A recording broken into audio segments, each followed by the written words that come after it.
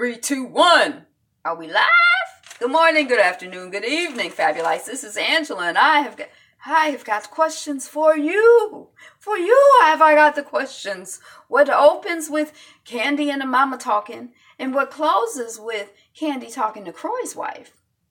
If you guessed season 10, episode 16, Driving Miss Croy's Wife, you're correct.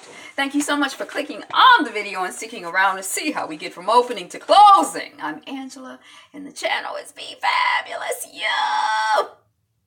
Yo! Like, share, comment, subscribe. We're working on 1,000 subscribers, so I appreciate you being here and doing all of those wonderful things that you do. Yes, boo, you. Let us proceed. So we got Candy's mom, Mama Joyce, is coming over, and they are having some AC time. They looking at the little baby and talk about how cute he is and all of that other stuff. And then they get to talking about the trip. So we know everybody gonna be recapping their trip, or more or less. About Croy's wife sending the video to all of the women there of the so-called roaches in the Roachgate. They talk about Roachgate. Then they talk about Portia and Marlo getting into it over Marlo saying that Marlo's, hey, welcome on the chat, thanks for the like, over the fact that Marlo said that Portia's doormat is too small. And Candy is like, that's some bull. And I thought it was some bull too.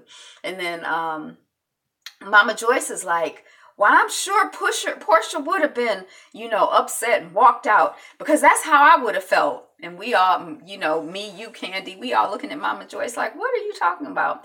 And then Mama Joyce lets Candy know that she met with Portia, and that, Mama Joyce's position is that Candy was that Portia was manipulated by Phaedra.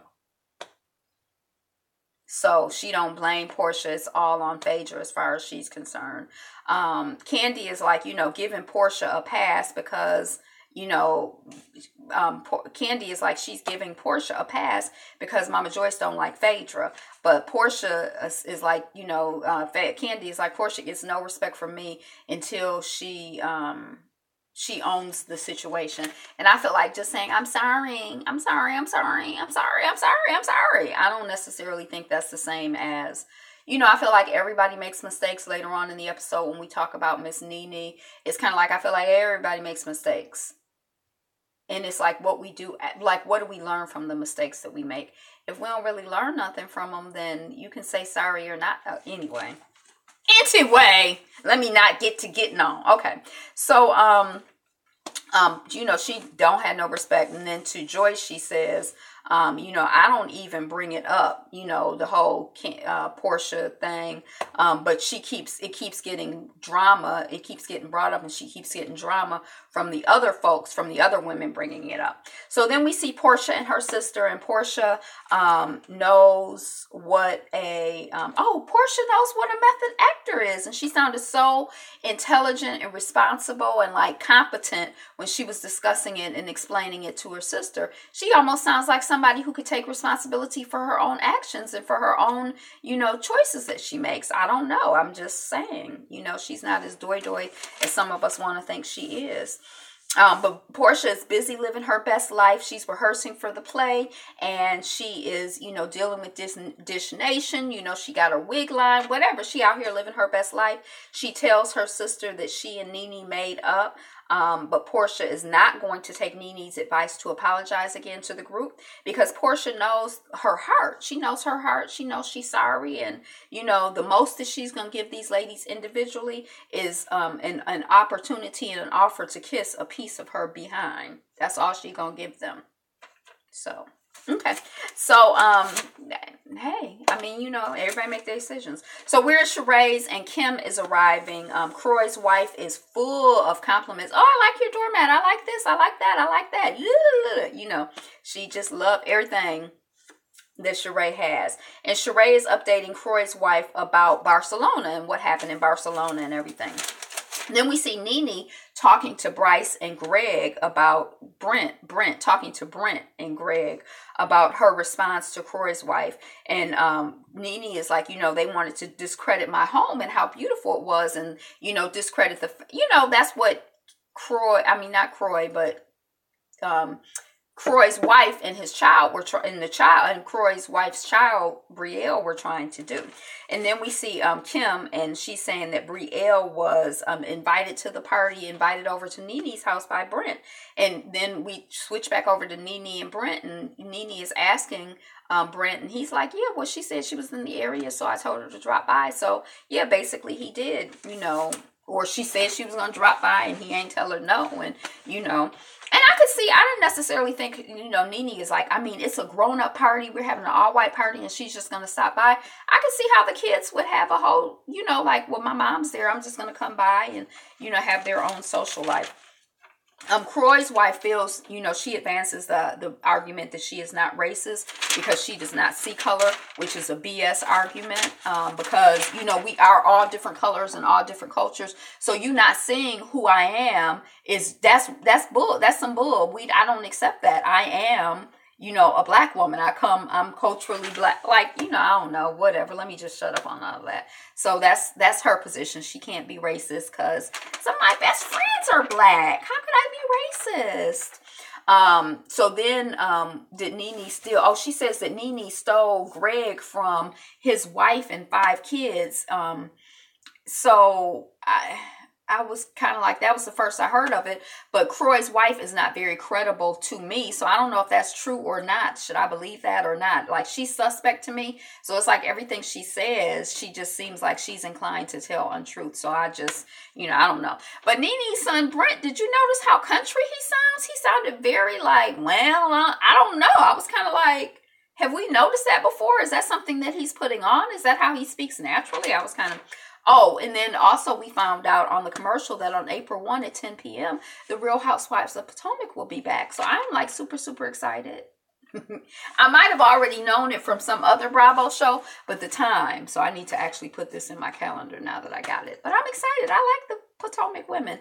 And I've also been watching, I haven't been talking about it, but I've been watching To Rome with Love, like the dating show, and I really am enjoying it. I'm really enjoying it because it's a dating show, and I love a dating show.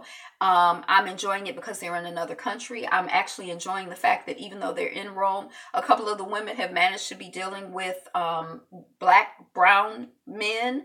I'm enjoying it because the drama, they ain't beating each other up and dogging each other out. They seem to be like friendly and sisterly.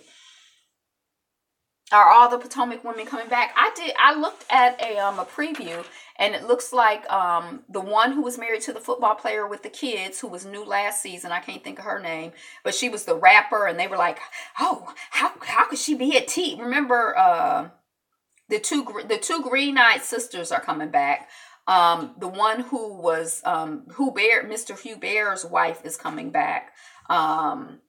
The one who was married to the football player with the little kids is coming back. I don't know why I can't think of the people's names. I think that, is it Sheree? It's not Sheree, but Shasha. She's coming back. Monique. Oh, Monique is coming back. And it seemed like the one who was married to the Australian man, the one, she's coming back. It seemed like everybody was back, and it seemed like I might have even spotted somebody in there that I didn't recognize. So maybe both of the Green-eyed sisters aren't coming back. Maybe only the main one who's like always trying to haze people. Giselle. I think Giselle is coming back, but maybe you saw the new one. So maybe the other one isn't coming back because I thought there was somebody new. So I'm excited, and I feel like, I don't know. I like it. Yeah, I like it. I know a lot of people complain about it, but I like it. Okay, so Cynthia's on the phone with Marlo, and she's on her way to pick up Will to take him to the airport. And Marlo is like, Ashley. Oh, Ashley is back. Right. Ashley is the little mixed one who was with the older guy. So she's back. And I want to know what's up with the restaurant and her husband. And it seems like Ashley's mother and husband are going to be into it. So, it seems like on these shows, they have a recipe where there's usually like a mother who's in some drama. We got Mama Joyce. We got In That Order on Love and Hip Hop New York. In That Order. But anyway, yes, the one that broke up with Juan. Now, the one who broke up with Juan, she's not coming back. What's her name? Is she coming back? Oh, maybe she is. But anyway, yeah, we excited. So Marlo was like, Will would be taking Uber. I wouldn't be going to the airport to get him. Okay. So then they talk about Nene and her comedy tour and her Uber driver rape joke, and to the heckler, and Nene's flyers being taken off of the escape tour thing. So, what we already know, because it was mainstream news, is hitting the show now. Will gets into the car. Cynthia goes in for a kiss, and it was like a kiss hug. I didn't know if she was trying to kiss him in the mouth and he turned. I couldn't figure out, because I watched it, like the little video, but I couldn't figure out. But it was awkward. And they talking, after Candy's party, I was about to break up with you. This is Will talking. And then I realized we weren't even together. And then Cynthia is like, yeah, it's hard dating me. Shoot, if I wasn't me, I wouldn't date me or whatever. So, Now, straight from the A is like, she already called the fact that their relationship was fake and it's phony, and she's standing by that. So I don't know how you have fake, but I guess if you on a TV show, you an actor. I've had fake relationships on stage and on screen, so I guess that's all they doing. Well, how come she got a fake relationship? Sheree and Candy are meeting up for juice and acai bowls, like a healthy place. I was like, yay. I like to see something progressive and healthy, do something different. I'm sure you heard the tour drama with Nene. That's what Candy is saying to Sheree. And we've been cool. We've been cool since we made apparently Candy and Nene had made some, pinky swear at a Christmas party that they weren't going to fight anymore. Why are we mad at each other? I don't know why we're mad at each other. Well, let's not be mad at each other. Let's not fight. Okay. And so that happened. I don't know if it was on the show or not, but they showed footage of it. And Candy says that the group members, that she was kind of like, she thought it would pass over, like the whole thing with Nene, making a joke about somebody getting raped, but that her group members were like, no, we don't want that drama, and that the tour promoter was like, we got money involved, we don't want the drama, no, it's a wrap. And so Sheree's position is like, well, why would you be supporting, rape, especially considering the fact that you have a history of domestic violence? Sheree was very non-empathetic to Nene, and it almost got to the point where I was feeling a certain way toward Candy, like, yeah. And Candy's position is like, we're in the public eye and sometimes we say the wrong thing. And at first I was kind of like, well, what's the joke about? I don't understand why it's a joke that somebody would be getting raped. But then later on, and it might be in my notes, but there was something where I was like, oh, there was something where I started to get more of the context. And it was kind of like, okay, I could see how maybe possibly. But anyway, did you think it was okay? That's Sheree asking Candy. And, Candy saying, well, in the public eye, we say some things. And Sheree is surprised at Candy. We already talked about that. Okay. So there's nothing more to say. Sheree is such a rat. She is. She does not come across, she might be a lovely person in real life, I don't know, but she does not come across good. She does not come across good. And my mother read her book, and the way my mother described it, she didn't really come across good. Like her conscience, she like a rat, like a lower animal, I don't know. Okay, so they talk about Croy's wife and getting death threats and getting a lawyer. And Candy says that she has a plan to meet up with Croy's wife. So I guess Croy's wife has been getting death threats for saying that Nene had roaches. That's their position, and she got a lawyer to cease and desist, Nene stop talking about her. And Sheree wants Candy to be anti-Nene because and feels like Candy for some reason doesn't want to get back into it with Nene. That's Sheree's position. So then we see Nene. We're at Nene's, and Cynthia and Marlo are arriving. So Cynthia is wearing, she had a little baseball shirt, like what baseball players wear, but it said 50 Cent on it. She really doing the most with these t-shirts this year, right? She probably has on 50 Cent themed t-shirts every time, but I've only noticed two, like when she had all the models and then she had added herself in, like the supermodels, and she added herself on the list. But anyway, was it Croy's wife? Was Croy's wife serving you? Was it the comedy tour? we saw. Oh, so it's like, they're like, well, what's wrong? Why are you so upset? What's going on? Nene, they're trying to comfort her. Is it because Croy's wife served you with papers to cease and desist? Is it because you got kicked off the comedy tour? What's going on? And then Croy's wife keeps saying that I'm on drugs and I'm the one who won't even take Tylenol. And that was the other thing. It seemed like it was like three things, like saying like that the black person has roaches. To me, it does seem like I do feel a way about it. And then saying that the black person is on drugs, like I feel like I do feel a way about that too. Like, especially, I don't know Nene, but she don't even take Tylenol. So, I mean, yeah, and we're not seeing signs that Nene seems to, and it could be editing, but I just feel like that's like a BS racist agenda she's advancing. Like, I just, so Nene says that, and then Nene is like, telling the joke was to warn people about Uber. But, because San Francisco is the home of Uber, they misunderstood the joke. It's not cool to say if I'm on drugs. Yeah. It's not cool to say if I'm on drugs, but if I'm not on drugs, like me, like, yeah, did anyone notice Marlo looked like she was going to laugh? No, I didn't notice. But that the word on the street is that Marlo, that back when Nene was divorced from her husband, she was dating the white Italian man who owns the pizza place that we saw on the TV, and that Marlo got with that guy, got his, like, seduced him or whatever, got with him, got his phone, and got certain incriminating text messages off of his phone, and then said to Nene, look, I got this information, and if you don't, support me getting back on the show or being on the show and da-da-da-da-da, then I'm going to expose you. And that Nene told that to, the Portia, that's what Portia is saying that she had, so that Marlo and Nene getting back together is like a fake get back together, just,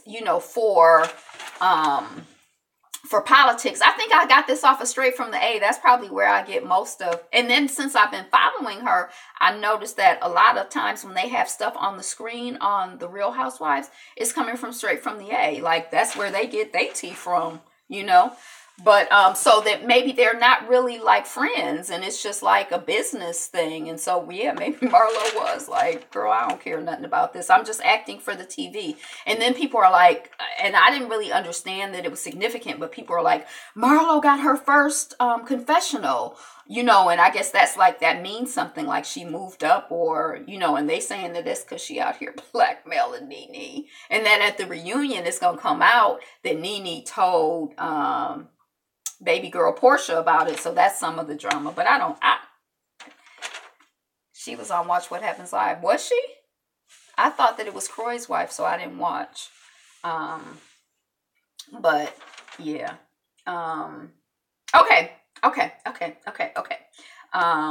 So Nene's whole thing about Uber being the home of Uber and they didn't get the joke. I just, and the thing about like art is that sometimes it works and sometimes it doesn't work. It's like comedy. Sometimes it works, sometimes it doesn't work. One person might come up to a work of art and be like, oh my God, it's brilliant. I love it. I would pay $1 million for it. And somebody else might come up to it and be like, ew. You might make a joke. One person is cracking up and the other person is like, it's not funny, it's offensive, or it's just not funny. So I didn't really appreciate like the whole idea of, but anyway, she was like, your Hello Kitty is in danger if you're in Uber. And I wish I could have said some things differently. I messed up and, Nene is crying and Cynthia is like, you get to make a mistake. Next week we'll be on to something else. Now, I do firmly believe that everybody makes mistakes. We talked about this. And I hope that, Nene,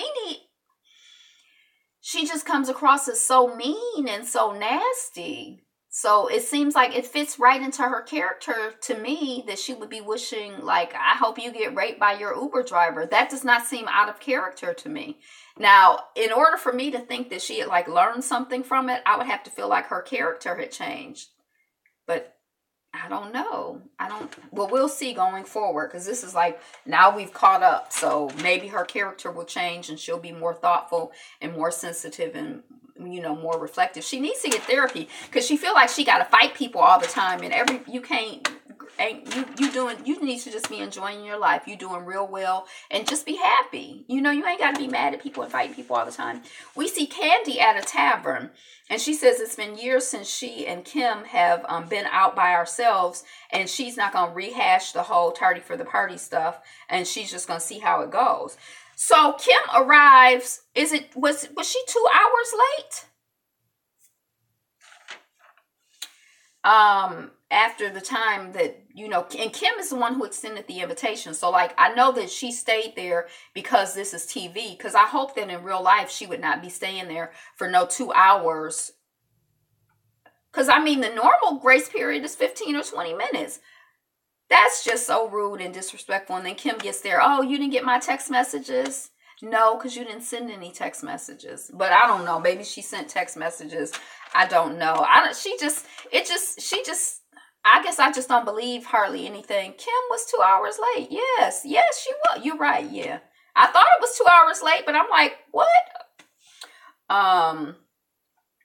She just seems untruthful to me. Might have been longer than that. Right. It might have been longer than that. Sorry, I'm a little late. There was a huge wreck. Did you get the pictures? Candy's like, no. Kim is like, in the interview, she cost me $40,000 in lawyer fees, but I'll let bygones be bygones. So then Kim and Croy, he's texting me. Now, when she got out of the car, when she got there 2 hours late, they had footage of her saying, you know, I probably won't be in here long, or I might not be in here long, so just run to Costco and come right on back because I'll be out in a minute, basically, like what she always does. So Kim and Croy, and he's texting her, and Candy, you know, they have this whole like argument about, or this whole discussion about Croy and Kim's dependence on him. I guess that's why the episode is called Driving Miss Kim. Kim is like, well, I don't know who picks you up or who drops you off, so why would you care who picks me up or who drops me off? Anybody could be in the parking lot for you. And Candy is like, yeah, but you're always, the whole time we together, you're talking about he out there, you got to text him, you got to call him, you like, just be Croy. Like, you know, and well, give me a specific example, damn it, or whatever. And then, you know, they go back and forth. Now, I think that technically Candy cussed at Kim first, but then at some point Kim said something to Candy, and Candy was like, hold on 1 second now. You're not going to be cussing at me. Who you cussing at? You know, she asked her, who you cussing at? You know, it seems like you leaving for an excuse to leave. Hey, Rowdy Chica.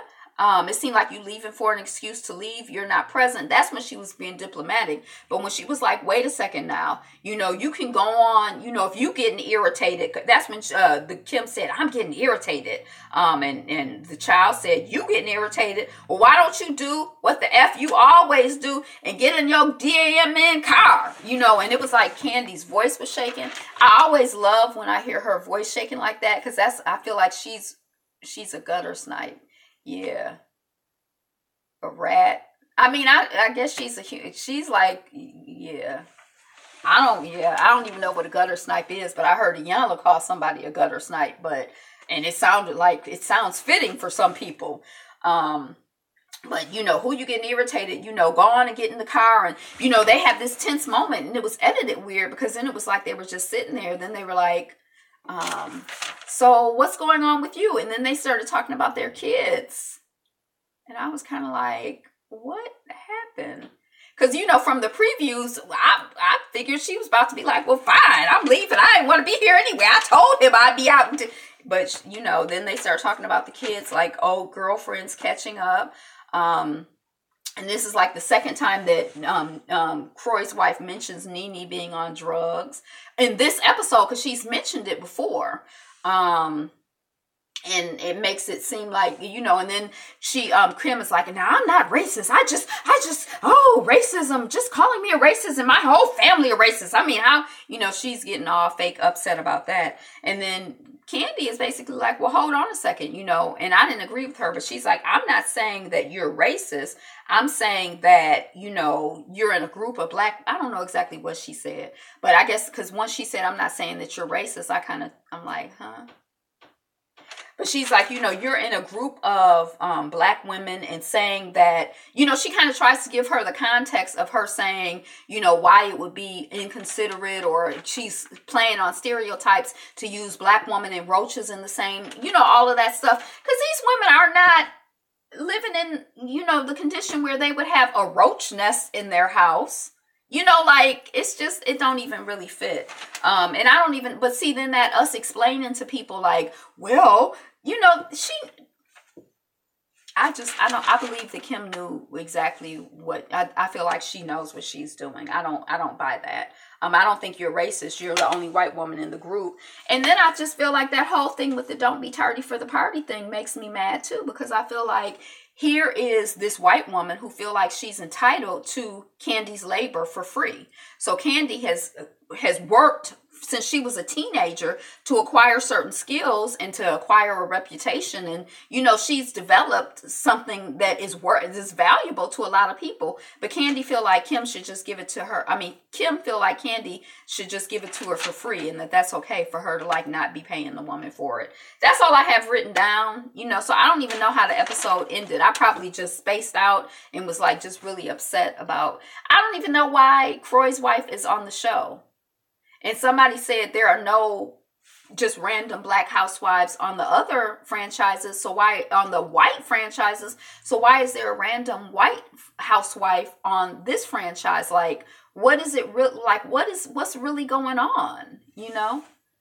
It was a mess. Kim done took all the drugs in the pharmacy. I was once friends with a white woman, and it was the same way. They have to keep you beneath them. And I think, yeah. Some like black people do that. Like everybody, there are people like that who, black friend to black. But I've never been interested in her show. I'm not interested. I don't want her. I hate seeing her there. And like the idea that she's getting paid for it, and like, what are the politics and why? Are there people out there who are like, dang, we really, because I hear people arguing about Phaedra. Oh, we want Phaedra to come back. The show hasn't been good since Phaedra has been gone. I've never heard anybody wanting Kim to come back. I don't know. Maybe I just am not in the right circles, but why is her ass there? I gotta go. But that's it. How many episodes do we have in this season? Is it 25? So we like a little more than halfway through. That was this episode of Bye. Thanks for coming. I appreciate you being here and chatting with me. But that was this episode of The Real Housewives of Atlanta. Like, share, comment, subscribe, and all of those other things. Today is the best day ever.